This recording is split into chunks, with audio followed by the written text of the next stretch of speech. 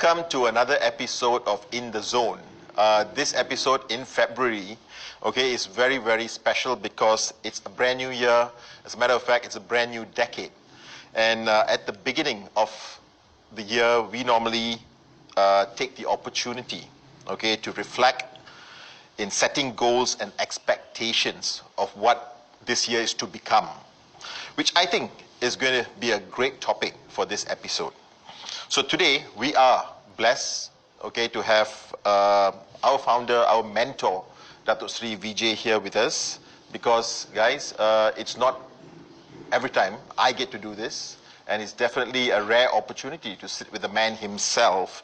So please help me welcome. Hello, Datuk Sri.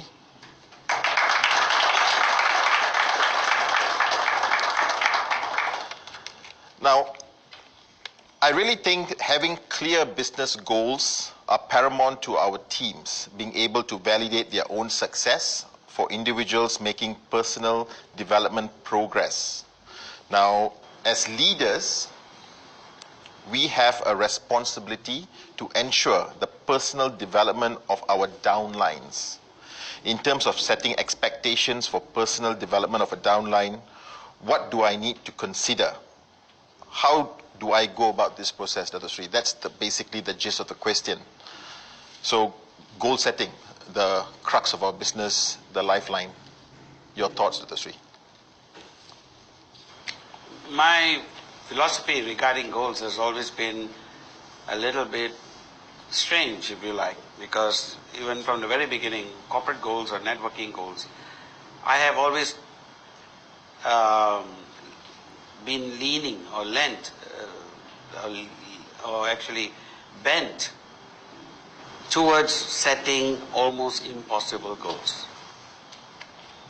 It is my fervent belief that goals need to be set just beyond the horizon, meaning that, it should be something that you have to consider, as they say in corporate terms, a BHAG, something that is big and unimaginable. It's only when you set goals like that and you fall short, because falling short is human nature, we will always do that.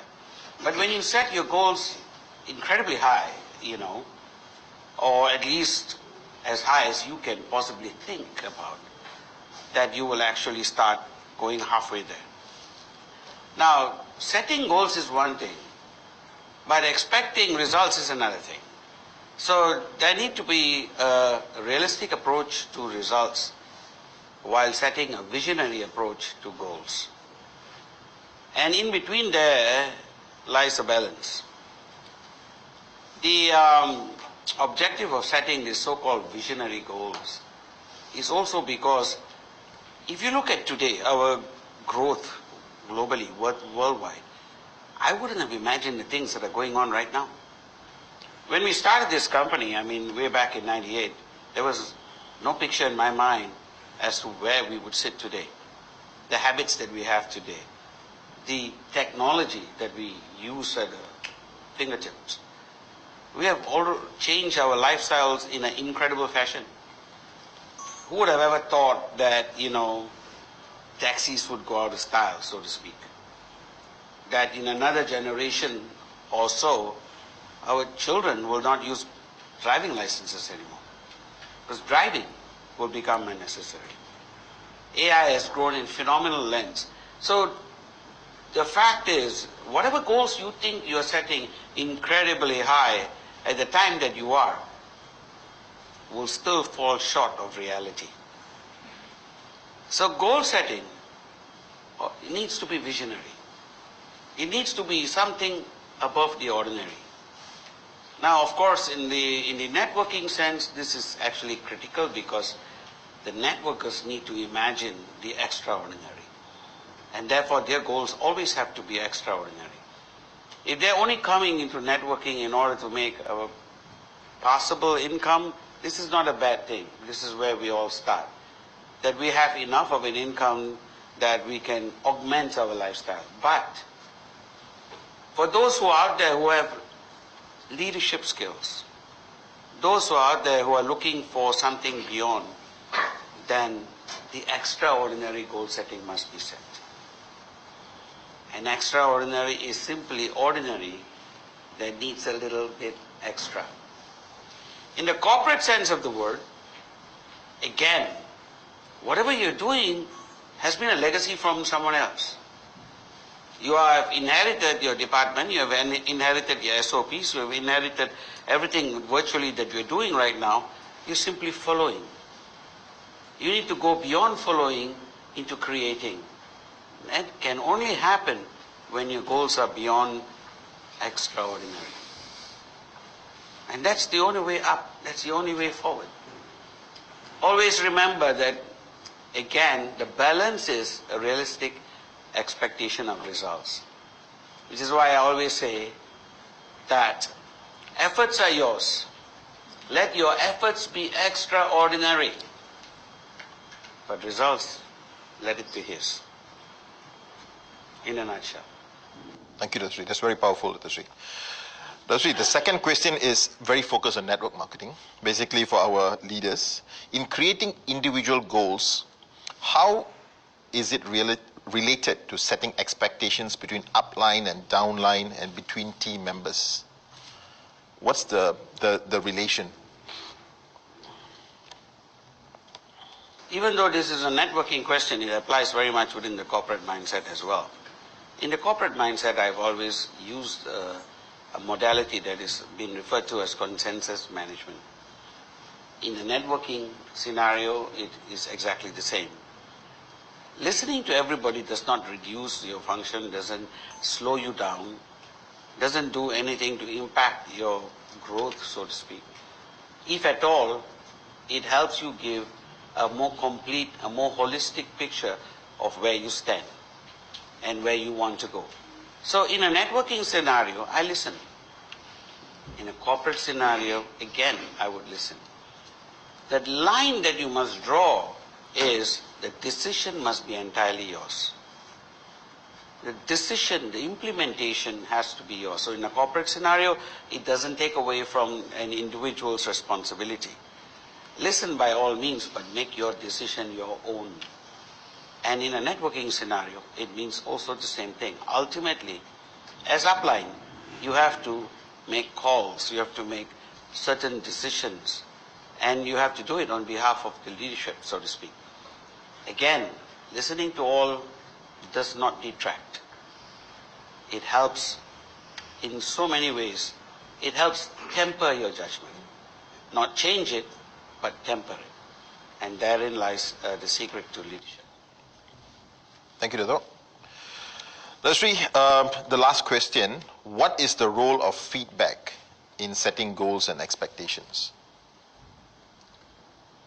Feedback is a dangerous tool. If you allow it, it'll shackle you. At the same time, it's an important, if not crucial tool. Every time I speak, when I get off stage, I need to ask how I've spoken. But I cannot hang on to one single opinion. I try to get as diverse an opinion as possible. From networkers, from corporate, from people who are just there listening on the side of the stage, to anybody actually. The reality is that the feedback is important to help me correct what I'm doing. But if I depend on a singular feedback, I could be basically heading for disaster. One person's opinion does not a feedback make. Feedback by definition means feed. Hence, there has to be a lot of people, giving it to you. In that process, feedback helps to define your opinions and change whatever you're doing. Keep yourself open to feedback, always. Thank you, Dasri. That has been a very enriching series of thoughts, Dasri. We have a few questions from the audience. Dasri, if you permit. Can I call on Roxanne? Good afternoon, Dato' Sri. I just have this curiosity about, people dreaming big. And of course, I do dream big as well. But what's your advice in having that mental capacity to set such high standard, all right, for myself? Like, how do I constantly have big dreams? Ultimately, it's like a rubber band. When you don't dream big, your rubber band is very tight. So it's harder to stretch. You need to stretch your imagination. So the more you stretch your imagination, the bigger your dreams become. So sometimes you have to stretch your imagination. People who dream big are the people who change the world. When Walt Disney first thought about, Disneyland, so to speak, he was laughed right out of the banks. No one paid attention to him. Why would something like this work? It was a dream that was out of the ordinary, but that's what made Disney into what it is. And today, you know what Disneyland is. He has created a world that not just children, even adults, love to be part of. Not just, physically, but also through the cinema and through all the various, today through social media. Now, the same thing applies to you. You need to go beyond the ordinary. You need to imagine every time a little bit bigger, a little bit more, a little bit fleshed out. And using the feedback mechanism too. Take it to the crowd and see how many people laugh. If they're laughing, it's a good sign. If they're laughing, it probably means they haven't thought about it yet. Are you with me? The key word here is multitasking. Alright? So multitasking, if you can do it, there's a time when you were driving that you can only focus on driving, nothing else. Yes. Today you can listen to music, you can drive while looking at your GPS to find out where you're going, and in between that, you can even notice somebody walking down the street. Are you with me? Ask any man, it's like his radar. He can watch.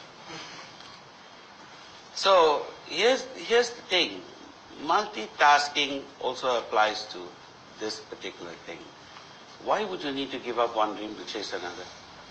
You're capable of so much more. And dreams have many facets. They come in many forms and styles.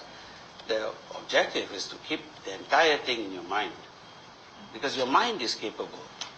It is simply capable of remarkable things. You are capable of remarkable things. Are you with me? So, I would not give up on any part of my dream. Are you with me? Thank you. We have one more question. This time it's from Shiv. Datashree, everyone likes to set goals, be it big or small, but the key challenge is to really follow through them. How do I keep myself motivated to achieve these goals? Somebody somewhere wrote this book, Something Silence. Mr. Patman often refers to it on Week on Stage, Something Silence. In essence, this is not something that, I've answered in many forms and many styles, and the thing applies. Simply put, turbulent times are going to come all the time. They will always keep coming and going, and sometimes when you're in the doldrums, which is the opposite of, turbulent times, it can be even more despairing. So either you are in doldrums or you are, going through some really challenging times. Either way, you need to basically recognize that every day you need to divide your life into what is important and what is urgent. Now what is urgent is your turbulent times. It catches you and you get sucked into the hurricane. You're always rushing, to do this, that and the other. And that inevitably happens every day. It also happens during the doldrums. So the urgency of what needs to be done in a day is rarely linked to the importance of what needs to be done in a day. Urgent things die out within the day, if at all. It's a bill that needs to be paid, somebody needs to go and visit somebody. There are always urgent things that just occupy your day. And if you allowed your life to be just run on urgent things, you'll end up like driftwood on the beach. You'll be thrown out. Eventually, thrown out again. The trick is to identify important things.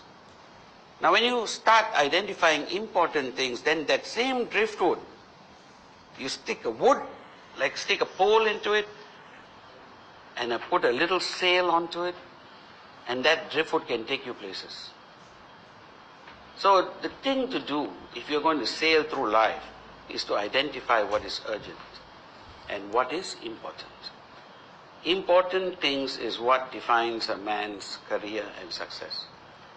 So if you take a look at people who are driven by important things, the greater the percentage of their life that is linked to important things, the greater the chances of them making an impact in this world and even in history.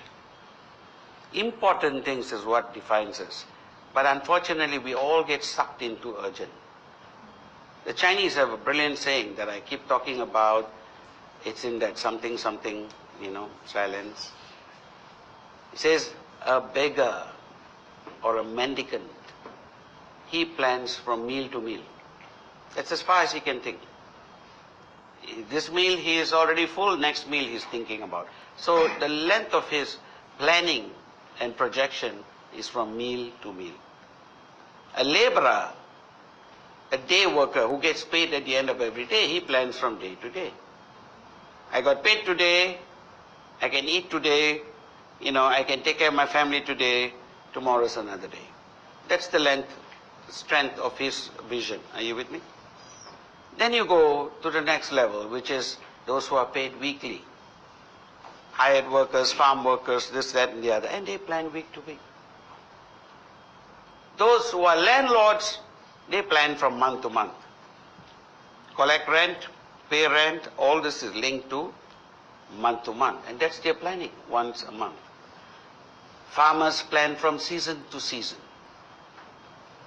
They are doing it a few months at a time. A mandarin, a nobleman, plans a whole year. And hopefully corporations that follow that survive a little longer. But then, when you become a king, at a level of a king, you plan 10 years, 1 decade at a time. You have to basically plan at least 10 years if you are a king. Eventually, if you ever become an emperor, you plan 100 years at a time. So, the question is, who are you? Mendicant or emperor? The words of Mahatma Gandhi, who said it beautifully, live every day as if it is your last, but plan for 100 years each time. Thank you, Dato Sri. This has been a very empowering session. Thank you, Dato Sri. I hope you guys have learned a lot, because this topic of goal setting and expectations is crucial to your business. I hope to see all of you all again in the upcoming next episode of In the Zone. Thank you.